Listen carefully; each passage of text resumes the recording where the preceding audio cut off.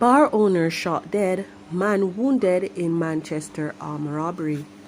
Clarendon cops arrested player in car stealing ring. Please remember to subscribe, like, share, comment, and don't forget to hit that notification bell so you can always be updated with the latest news. Now for the news in details. A bar owner is dead and one of his patrons injured following an armed robbery in Huntley, Manchester on Wednesday night.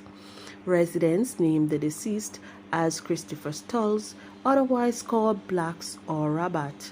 More details to come following further investigations.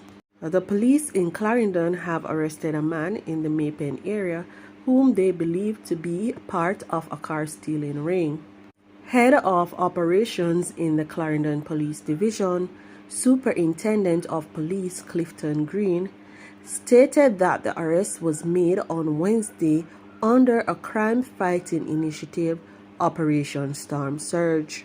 According to Green, the police got information that men were in the Maypen Township attempting to steal motor vehicles. When the team of cops got to the location, they approached the motorist and he fled. The police intercepted the vehicle and the driver was arrested. The police have not disclosed his identity. The vehicle allegedly had a number of implements for breaking into motor vehicles.